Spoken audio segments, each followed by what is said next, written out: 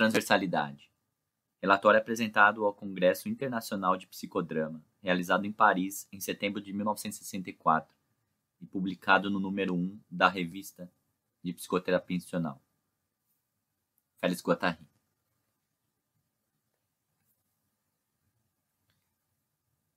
A terapêutica institucional é uma criança frágil. É conveniente acompanhar cuidadosamente seu desenvolvimento e observar suas frequências, dado estar ela muito mal acompanhada. A ameaça mortal que pesa sobre ela não reside numa debilidade congênita, mas, em vez disso, no fato de todo tipo de facções a espreitarem com o fito de roubar seu objeto específico.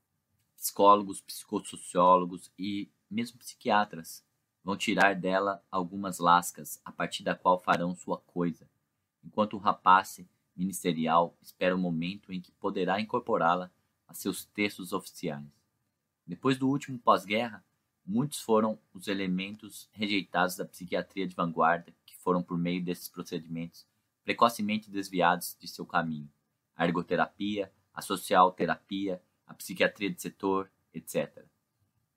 Proclamemos, em primeiro lugar, que há um objeto da terapêutica institucional, e esse objeto deve ser defendido de todos os que gostariam de fazê-lo derivar fora da problemática social real.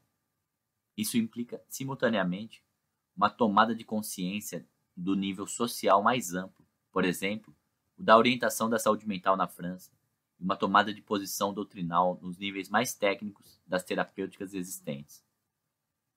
De certa forma, pode-se considerar que a carência de uma concepção unitária no atual movimento psiquiátrico reflete a segregação, que persiste em diferentes formas entre o mundo dos loucos e o resto da sociedade.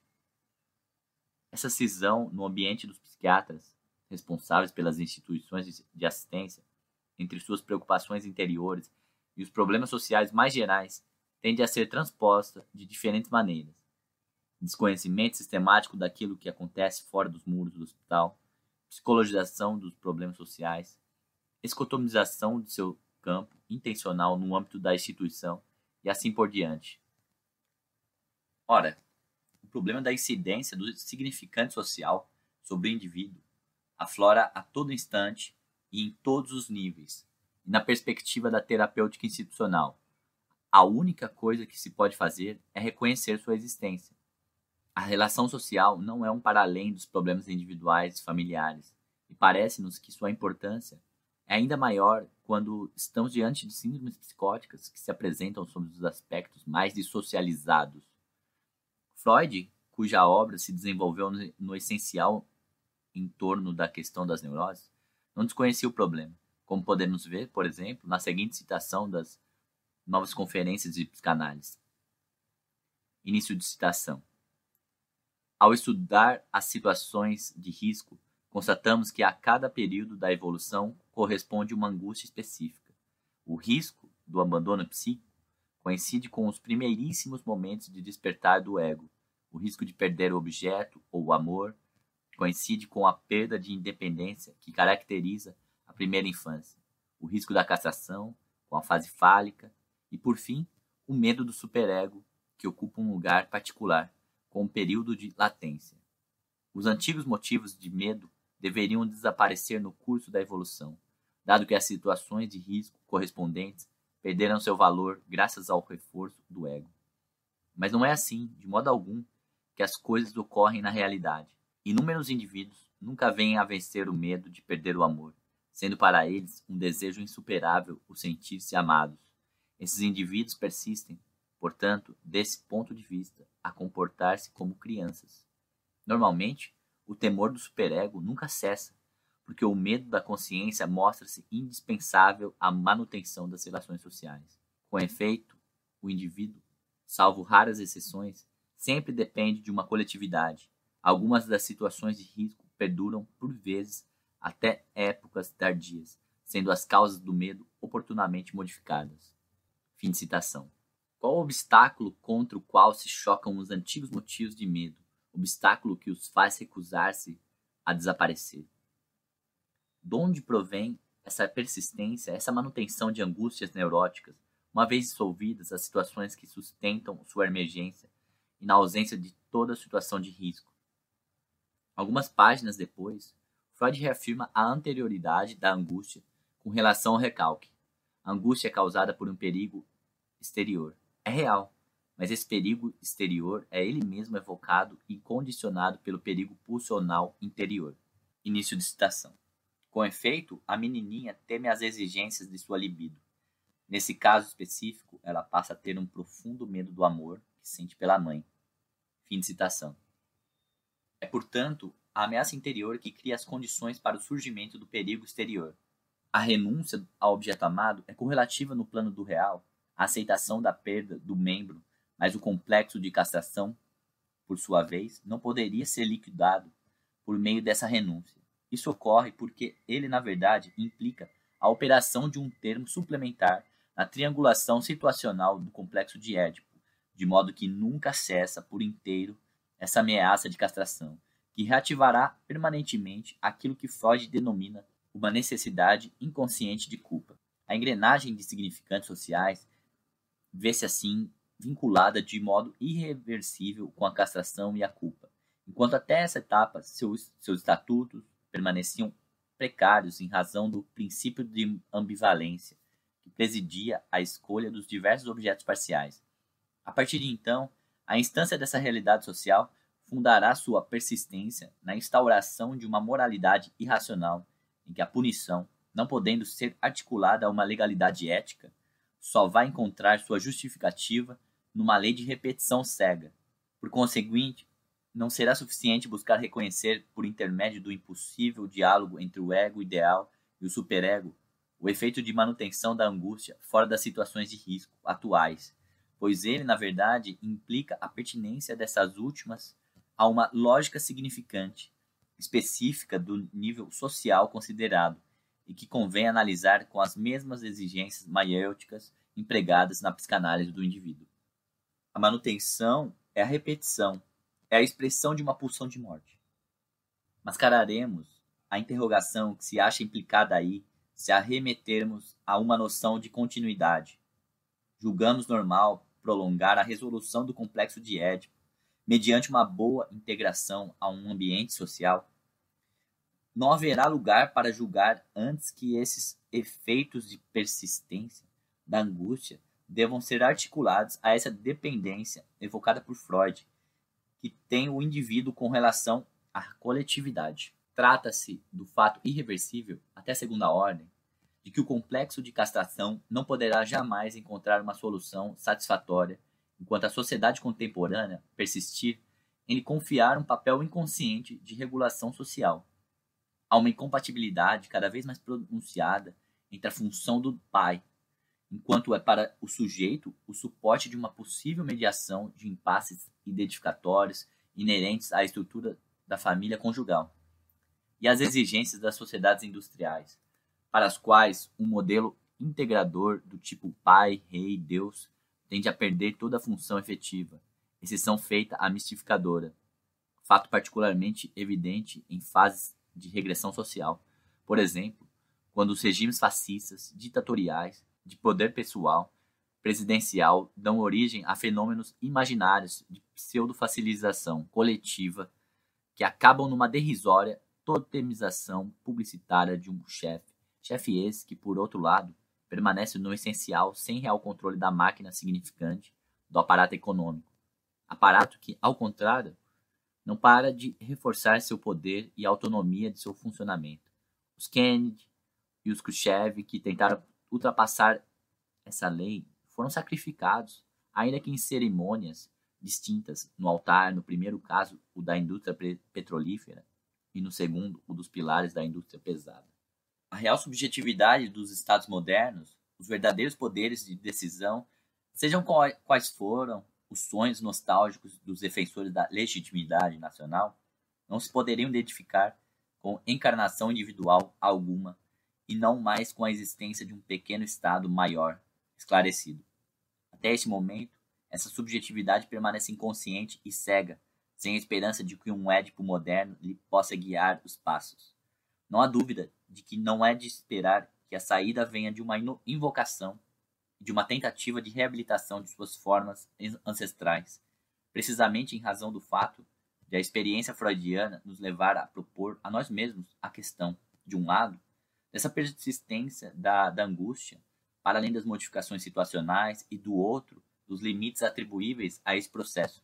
Não é o objeto da terapêutica institucional, não é justamente propor que se realize um remanejamento de domínios de acolhida do superego por meio de sua transmutação numa espécie de nova acolhida iniciática que esvazia de sentido a exigência social cega de certo procedimento castrador que exclui todo e qualquer outro? O que propõe agora tem caráter apenas provisório. Trata-se de algumas formulações que me pareceram úteis para assinalar diferentes etapas de uma prática institucional. Julgo haver condições de estabelecer uma espécie de grade de correspondências entre os fenômenos de deslizamento do sentido entre os psicóticos, particularmente os esquizofrênicos, e os mecanismos de crescentes discordâncias que se instauram em todos os planos da sociedade industrial, em suas materializações neocapitalista e socialista burocrática, mecanismos de tal ordem que o indivíduo tende a ter de se identificar com o ideal de máquinas consumidoras, de máquinas produtivas. Não será o silêncio do catatônico uma interpretação prefiguradora desse ideal? Se o grupo tende a estruturar-se em termos da recusa da fala, recusa da palavra, como lhe responde, se não por meio do silêncio? Como modificar um lugar dessa sociedade de maneira a interromper, por pouco que seja, esse processo de redução da fala, da palavra, à linguagem? A partir disso, tomaremos o partido da distinção entre a natureza dos grupos segundo estejam situados numa ou na outra vertente. É com efeito conveniente desconfiar absolutamente das descrições formais que caracterizam um grupo independentemente de seu projeto. Os grupos de que nos ocupamos na terapêutica institucional estão ligados a uma atividade concreta, não tendo nada a ver com aqueles que são questionados, de modo geral, nas pesquisas ditas de dinâmica de grupo. Vinculados a uma instituição, eles têm de uma ou de outra maneira uma perspectiva distinta, um ponto de vista sobre o mundo, uma missão a cumprir. Esquematizaremos essa primeira distinção, que de resto será difícil de manter a seguir, em grupos sujeitos e grupos sujeitados. O grupo sujeito, ou o grupo que tem vocação de sê-lo, se esforça por ter controle sobre seu comportamento, tenta elucidar seu objeto e, nesse momento, secreta os meios dessa elucidação. Schott poderia dizer desse tipo de grupo que é ouvido e ouvinte, e que por isso faz aflorar uma hierarquização de estruturas que lhe vai permitir abrir-se a um para além dos interesses do grupo. O grupo sujeitado não se presta à ação de uma tal perspectiva. Ele passa por uma hierarquização quando de seu ajustamento aos outros grupos. Poderíamos dizer do grupo sujeito que ele anuncia alguma coisa, ao passo que do grupo sujeitado diríamos sua causa é ouvida, e não se sabe onde é ouvida, nem por quem, numa cadeia serial indefinida. Essa distinção não é absoluta, constituindo apenas uma primeira abordagem que nos permite indexar o tipo de grupo com que lidamos em nossa prática. Na realidade, ela funciona à maneira de dois polos de referência. Todo grupo, porém, de modo mais especial os grupos sujeitos, tendem a oscilar entre essas duas posições. A de uma subjetividade que tem a vocação de tomar a palavra e a de uma subjetividade alienada a perder de vista na alteridade social. Essa referência nos servirá de grade de proteção capaz de evitar nossa queda no formalismo da análise dos papéis e nos levará a formular a questão do sentido da participação do indivíduo no grupo enquanto ser falante, questionando assim o mecanismo habitual das descrições psicossociológicas e estruturalistas. Haveria sem dúvida aí também uma maneira de retomar as teorias da burocracia, da autogestão, dos grupos de formação, etc., perdem regularmente de vista seu objeto em razão da recusa, de caráter cientificista, em nele implicar conteúdos de sentido. Consideramos, por outro lado, cômodo distinguir, no nível dos grupos, os conteúdos manifestos, constituídos pelo que é dito e feito, pelas atitudes de uns e de outros, pelas dissensões, a existência de líderes, de candidatos a líderes, de bodes expiatórios, etc., do conteúdo latente, que requer ser decifrado a partir de uma interpretação de diversas subturas de sentidos que surgem na ordem fenomênica. Definamos essa instância latente como desejo de grupo. Ela teria de ser articulada à ordem pulsional de Eros e de morte específica do grupo. Freud descreveu a existência nas neuroses graves de uma desintricação das pulsões fundamentais, consistindo o problema analítico em chegar a uma reintricação passível de fazer desaparecer, por exemplo, uma sintomatologia sadomasoquista. A própria estrutura das instituições, cuja única corporeidade é imaginária, requer, para tentar semelhante operação, a instauração de meios institucionais particulares, mas sem perder de vista que elas não poderiam fingir constituir algo mais do que mediações simbólicas que tendem por sua própria essência a se desfazer em efeito de sentido. O objeto envolvido não é o mesmo objeto encontrado na relação de transferência psicanalítica. Os fenômenos de captura imaginária não podem mais ser apreendidos e articulados a partir da interpretação de um analista. A fantasia de grupo é por sua própria essência simbólica, sejam quais forem as imagens que drena sua passagem. Sua inércia não conhece outra a regulação que o reenvio, repetido incessantemente, aos mesmos impasses problemáticos. A prática da terapêutica institucional mostra que a fantasmatização individual recusa-se sistematicamente a respeitar a especificidade desse nível simbólico da fantasia de grupo. Ela tenta, pelo contrário, incorporá-lo a si e recobri-lo de elementos imaginários singulares que vêm aninhar-se de modo bem natural nos diferentes papéis potencialmente estruturados pela disposição de significantes postos em circulação pelo coletivo. Com o pretexto da organização, da eficácia, do prestígio, ou de igual forma da incapacidade, da não qualificação, etc., essa corporificação imaginária de certo número de articulações significantes do grupo leva à cristalização do conjunto da estrutura, entrava suas capacidades de remanejamento, dá-lhe seu próprio rosto e seu peso paquidérmico, limitando na mesma proporção suas possibilidades de diálogo com tudo aquilo que tenda a questionar suas regras do jogo. Em suma, reúne as condições de seu deslizamento rumo àquilo a que demos o nome de grupo sujeitado. O desejo inconsciente de um grupo, por exemplo, de um grupo missionário, de um hospital tradicional, na qualidade de expressão de uma pulsão mortífera, provavelmente não pode ser evocado na ordem da palavra, da fala, e fará surgir toda uma gama de sintomas. Ainda que cheguem, de uma dada maneira, a ser articulados como uma linguagem e descritíveis numa perspectiva estrutural, esses últimos, à medida que tendem a mascarar o sujeito da instituição, nunca vão conseguir se exprimir senão numa frase incoerente, a partir da qual restará decifrar o objeto, totem ou tabu, erigido no próprio lugar da impossibilidade de surgimento de uma palavra verdadeira no âmbito do grupo. O desvelamento desse lugar em que o desejo é reduzido a mostrar apenas a ponta de um falso nariz não poderia dar acesso ao desejo propriamente dito, que, enquanto tal, permanecerá de qualquer maneira inconsciente e sempre se recusará a anular-se por meio de uma explicação exaustiva, nos termos do desejo do neurótico.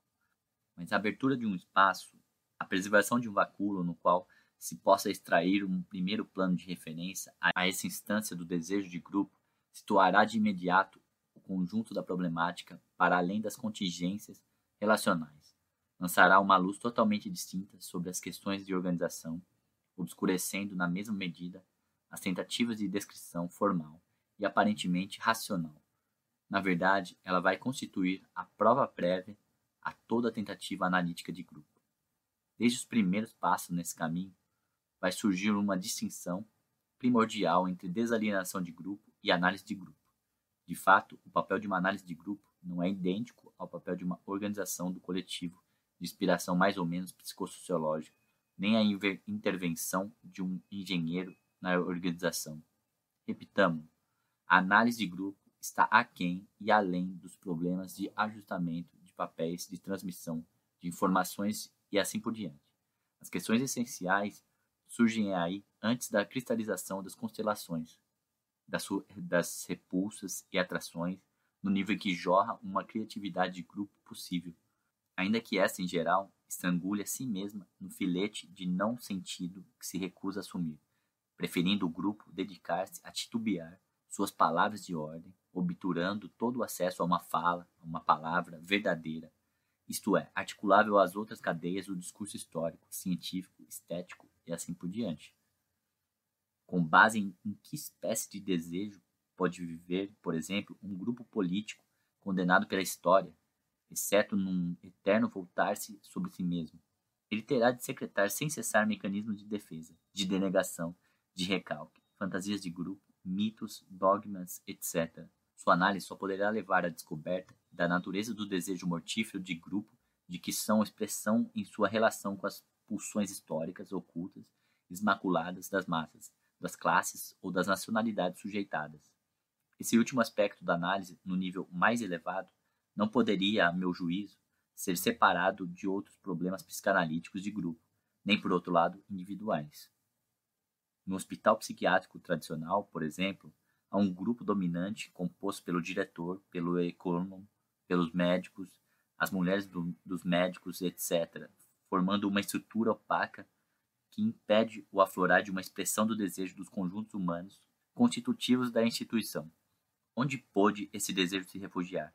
No primeiro momento, a interpretação deve deixar-se guiar pelos sintomas manifestos nos diversos subconjuntos, suporte das taras sociais clássicas, da sedimentação da senilidade, da agitação, das segregações de todo tipo, mas também por meio de sinais outros, como, por exemplo, o alcoolismo que atinge o grupo de enfermeiros, ou a imbecilidade difusa daquele outro grupo. Tanto é verdade que, de acordo com uma fórmula de Lacan, este também é a expressão de uma paixão. Não será por isso que, devido a uma espécie de respeito pelos enigmas que as neuroses e psicoses encarnam, que nossos modernos guardiães de túmulos se sentem levados a se aviltar e a receber dessa maneira negativa a mensagem daquele que, como implica toda a organização social, deveriam permanecer desconhecidos? Nem todos podem, como fazem certos psiquiatras, pagar pelo luxo de se refugiar nas formas superiores do esteticismo, que assinalam o fato de que, para eles, nenhuma espécie de questão social poderia ser proposta no nível do hospital. A análise de grupo não vai estabelecer para si o objetivo de trazer à luz, por trás da sintomatologia, uma verdade estática. Vai, em vez disso, realizar as condições favoráveis a um modo particular de interpretação, que a maneira como Schott veria as coisas é idêntica à transferência. Transferência e interpretação constituem um modo de intervenção simbólica, mas insistamos neste ponto. Não poderia ser o fato de uma pessoa ou de um grupo que, para a ocasião, fosse batizado como analisador? Pode ser que a interpretação venha do idiota do serviço, se ele vier a ter condições de reclamar, no momento dado, justo o momento em que um dado significante se tornar operatório no nível do conjunto da estrutura. Por exemplo, organizar um jogo de amarelinha. Deve-se ir ao encontro da interpretação. Convém, assim, despojar antes sua escuta de todo preconceito psicológico, sociológico, pedagógico ou mesmo terapêutico. À medida que o psiquiatra ou o enfermeiro detém uma parcela de poder, devem eles ser considerados responsáveis pelo apagamento das possibilidades de expressão da subjetividade inconsciente da instituição. A transferência rígida, mecânica, insolúvel, por exemplo, a transferência dos enfermeiros e doentes para o médico, a transferência obrigatória, predeterminada, territorializada, para um papel, um dado estereótipo, é pior do que uma resistência à análise, configurando-se como uma forma de interiorização da repressão burguesa efetuada por meio do retorno repetitivo, arcaico e artificial de fenômenos de casta, com seu cortejo de fantasias de grupo, fascinantes e reacionários. Como proteção provisória destinada a preservar, ao menos por algum tempo, o objeto de nossa prática, propõe introduzir no lugar na noção demasiado ambígua de transferência institucional um novo conceito: transversalidade no grupo.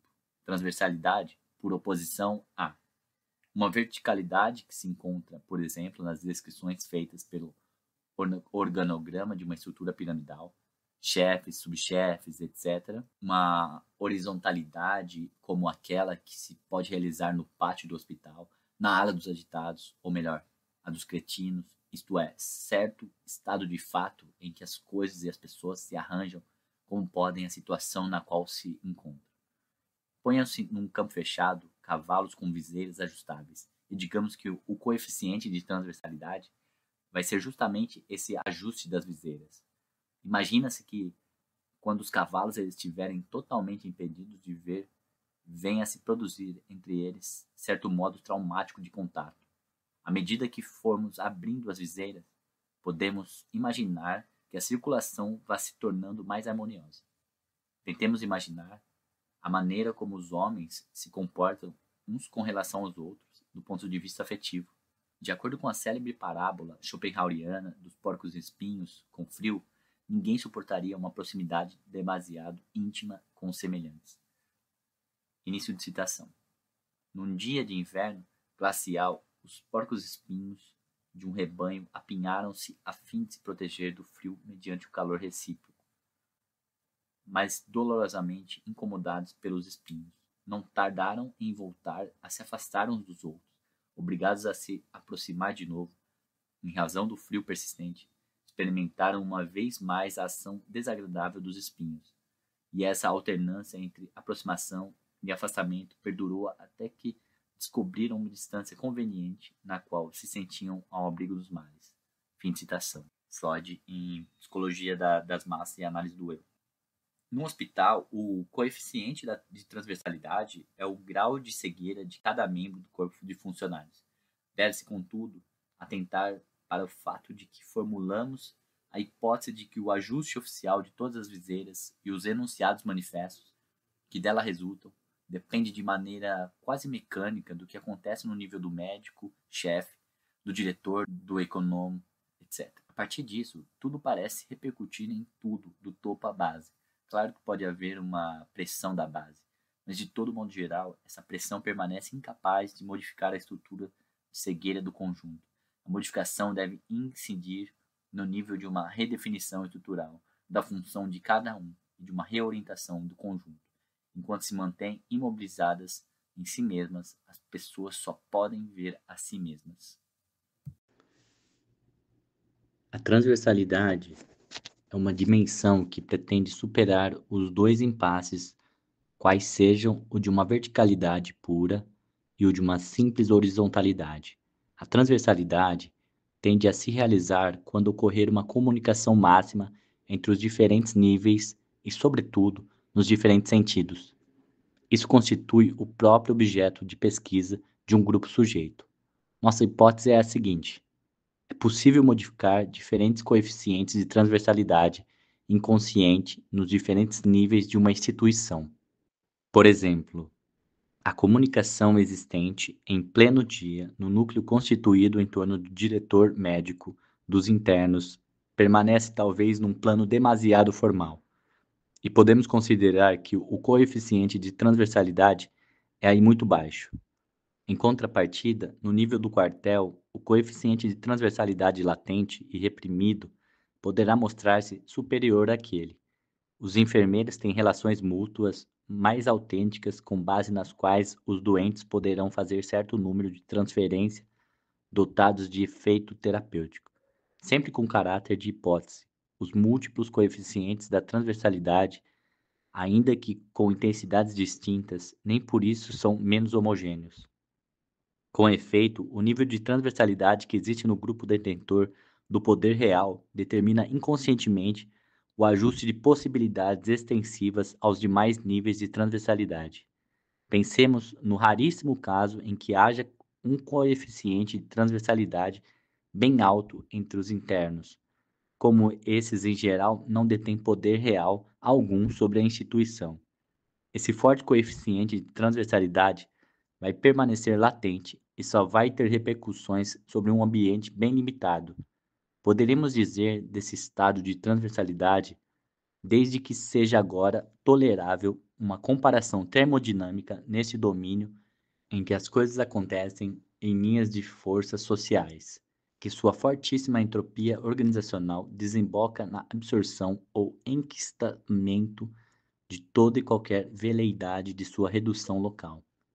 Não devemos, contudo, nos enganar. O fato de postularmos que um ou vários grupos detêm a chave da regulagem da transversalidade latente do conjunto da instituição não nos indica os grupos de que se trata.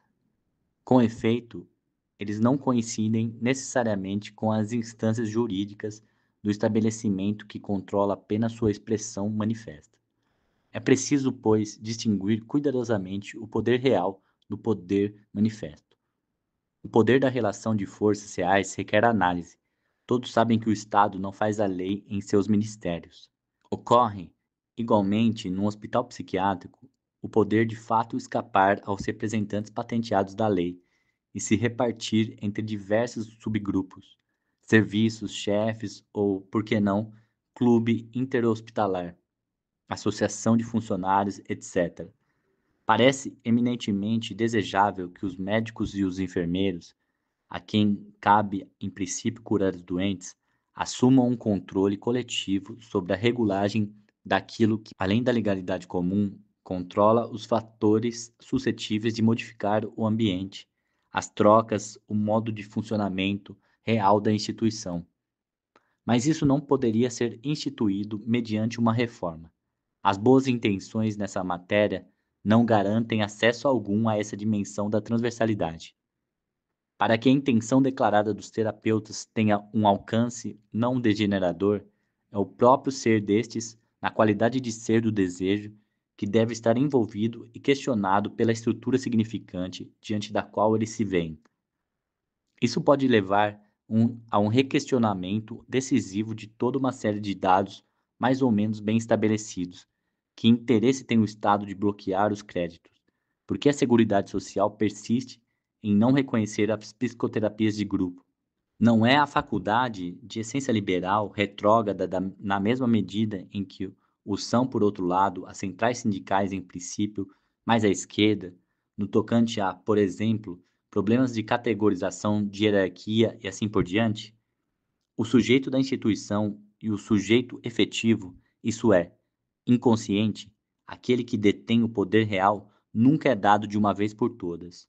É preciso buscá-lo cuidadosamente quando de uma investigação analítica, que por vezes implica imensos desvios que poderão levar a propor a si mesmo os problemas cruciais de nossa época. Se a análise de uma instituição constitui em se atribuir a tarefa de abri-la à vocação de tomar a palavra, toda possibilidade de intervenção criadora vai depender da capacidade de seus iniciadores, no sentido de existir no ambiente em que isso terá podido falar, na modalidade de ser marcados pelo significante do grupo, isto é, assumir certo modo de castração. Esse despojamento, essa barra, esse apagamento de suas potencialidades imaginárias remete, por certo, à análise dos objetos que o freudismo descobriu como sendo o suporte de uma assunção possível para o sujeito da ordem simbólica, seio, fezes, pênis, etc. Todos esses elementos extirpáveis, ao mesmo fantasmaticamente, mas remete também à análise do papel desempenhado pelo conjunto de objetos transicionais que se acham efetivamente articulados à máquina de lavar, à televisão, numa palavra, à razão de ser moderna.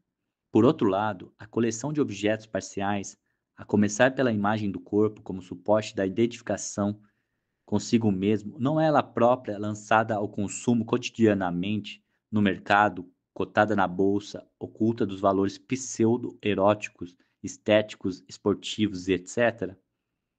A sociedade industrial garante, assim, o controle inconsciente de nosso destino mediante a exigência satisfatória do nosso ponto de vista da pulsão de morte, de uma desarticulação de cada consumidor produtor, e de tal maneira que, no limite, a humanidade poderia decidir-se a tornar-se um imenso corpo fragmentado, que só volta a se juntar segundo a vontade e nos lugares das exigências do Deus econômico supremo, inútil, pois forçar um sintoma social a se incluir na ordem das coisas, dado que esta é, em última análise, seu verdadeiro suporte. Ocorre com isso o mesmo que acontece com as manifestações de um obsessivo que encerramos num quarto em que não há pia quando ele lavava as mãos 100 vezes por dia, deslocando assim sua sintomatologia para o pânico e para uma crise de angústia insuportável. Somente a atualização de um nível mais ou menos grande de transversalidade permitirá que se desencadeie, por algum tempo, porque nessa matéria tudo está sempre em constante questionamento. Um processo analítico que ofereça aos indivíduos uma real possibilidade de se servirem do grupo à feição de um espelho. Nesse caso, o indivíduo manifestará ao mesmo tempo o grupo e a si mesmo. Se é o grupo, na qualidade de cadeia significante pura que acolhe, pode o indivíduo se revelar a si mesmo para além de seus impasses imaginários e neuróticos. Mas se, pelo contrário, ele se choca contra um grupo profundamente alienado, fixado em seu próprio conjunto, deformante de imagens, o neurótico terá a ocasião inesperada de um reforço de seu narcisismo, enquanto o psicótico poderá constituir a se dedicar em silêncio às suas sublimes paixões universais. Possibilitar ao indivíduo inserir-se no grupo na modalidade de ser ouvido ouvinte e ter acesso através disso ao para-além do grupo que ele interpreta, mas do que manifesta, eis a alternativa proposta à intervenção analítica de grupo. Consolidação de um nível de transversalidade numa instituição permite que se institua no grupo um novo gênero de diálogo, o delírio e todas as outras manifestações inconscientes no seio das quais o doente permanecia até então cercado por muros e solitário, podendo chegar a um modo de expressão coletiva. A modificação do superego supraevocada intervém ao mesmo tempo em que certo modelo de fala ou palavra tem condições de surgir no lugar e local psíquico em que as estruturas sociais só funcionavam no sentido do ritual. Conceber a possibilidade de terapeutas intervirem num tal processo traria o problema de um controle analítico, que iria ele mesmo supor como estando parcialmente resolvida uma radical transformação do movimento psicanalítico existente, que não se preocupa nem um pouco, até o momento, com o recentramento de sua atividade sobre os doentes reais, no lugar em que eles de fato estão, isto é, no essencial no campo da psiquiatria hospitalar e de setor. O estatuto social do médico-chefe subentende uma alienação imaginária que o erige em estátua de comandante. Como fazê-lo aceitar e como fazê-lo solicitar que os questionemos sem o ver recuar diante do medo pânico de se desfazer em pedaços? O médico que renuncia a seu estatuto imaginário para situar seu papel no plano simbólico tem, pelo contrário, condições de realizar o necessário esfacelamento da função médica em múltiplas assunções de controle que implicam diferentes tipos de grupos e de pessoas. O objeto dessa função aparta-se da totemização para se transferir a diversos tipos de instituição, cadeias de transmissão e delegações de poder. A própria assunção dessa fantasia do esfacelamento pelo médico desempenha, assim, o papel de tempo primordial da instalação de uma estrutura de transversalidade. Sua função agora, articulada como uma linguagem, estará às voltas com um conjunto de significantes e fantasias do grupo, mais do que levar cada qual a representar para si mesmo e para os outros a comédia da existência correlativa da reificação do grupo. A transversalidade mostra-se como a exigência da marcação inevitável de cada papel. Uma vez estabelecida de maneira duradoura por um grupo que detenha parcela considerável do poder legal e do poder real, esse princípio de contestação e de redefinição de papéis tem todas as oportunidades se for aplicada numa perspectiva analítica, de repercutir em todos os outros níveis. Um tal remanejamento de ideais do ego modifica os dados de recepção do superego e permite a entrada no circuito de um tipo de complexo de castração articulado com exigências sociais distintas daquelas que os doentes conheceram antes em suas relações familiares, profissionais, etc. A aceitação de ser questionado, de ser posto a nu pela fala ou palavra do outro, certo estilo de contestação recíproca, de humor, de eliminação das prerrogativas da hierarquia, etc., tudo isso tenderá a fundar uma nova lei do grupo cujos efeitos iniciáticos vão permitir que aflore um dia, digamos ao meio-dia, certo número de signos que presentificam aspectos transcendentais da loucura, que até então tinham permanecido recalcados. As fantasias de morte, ou melhor, de esfacelamento de corpo, tão importantes nas psicoses, poderão ser reavaliadas num contexto de calor de grupo quando se chegou a crer que, por sua própria essência, seu destino era permanecerem cativas de uma neossociedade que tinha, por outro lado, a missão de exorcizá-las. Dito isso, também não se deve perder de vista que, mesmo repavimentado por boas intenções, o empreendimento terapêutico corre, apesar de tudo, o risco de mergulhar a cada instante na mitologia estupefaciente do nós. A experiência mostra, contudo, que a emergência de instâncias pulsionais do grupo constitui a melhor garantia contra esse perigo. Elas interpelam a todos e a cada um, tanto aos curadores como aos curados, a fim de questioná-los sobre seu ser e seu destino.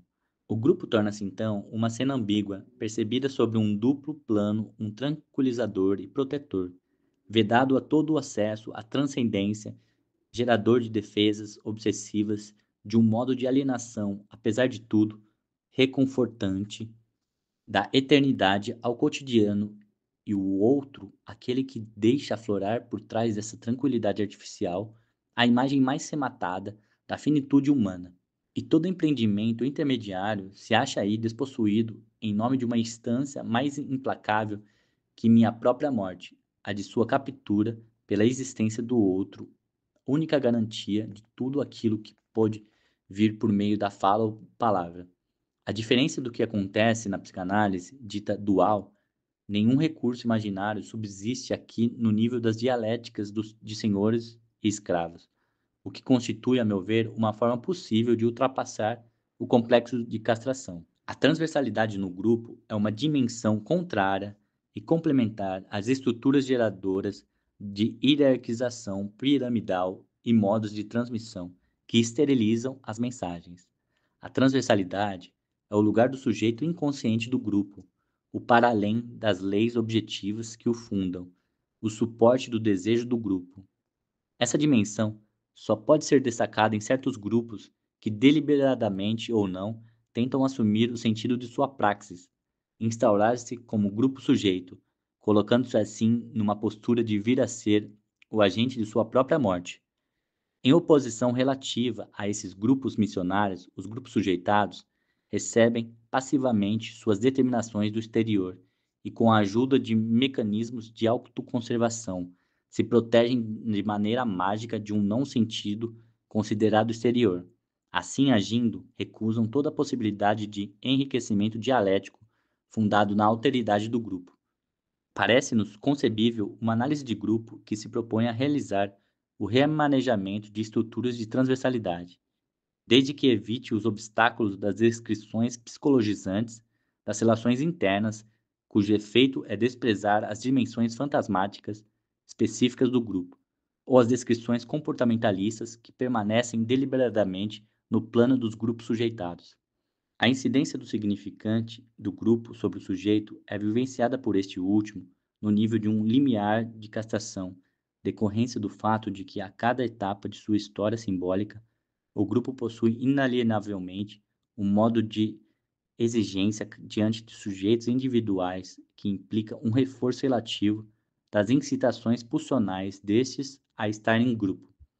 Há ou não compatibilidade entre esse desejo, esse eros de grupo, e as possibilidades concretas de assunção da parte de cada sujeito de uma tal prova que pode ser vivida segundo diversas modalidades que vão do sentimento de rejeição e mesmo de mutilação a uma aceitação de estilo iniciático que pode desembocar num remanejamento irreversível de sua personalidade. Essa marcação pelo grupo não tem sentido único, pois confere direitos, confere um poder àqueles a quem atinge, mas em contrapartida pode levar às modificações no nível de tolerância do grupo com relação aos tipos desviantes individuais, bem como envolver crises capazes de pôr em causa o destino dos grupos em contextos mitificados. O papel do analisador de grupo consistiria em trazer à luz essas situações e fazer com que o conjunto do grupo não mais possa apropriar-se indevidamente, sem maiores dificuldades, das verdades que tais situações ocultam. Nossa hipótese é que a automutilação burocrática de um grupo sujeito, seu recurso inconsciente a mecanismos antagônicos, a transversalidade potencial, não são fenômenos inelutáveis, dependendo, em vez disso, um tempo primordial da assunção em seu âmbito do risco correlativo à emergência de todo fenômeno de sentido verdadeiro, de vir a ser confrontado pelo não sentido, pela morte e pela alteridade.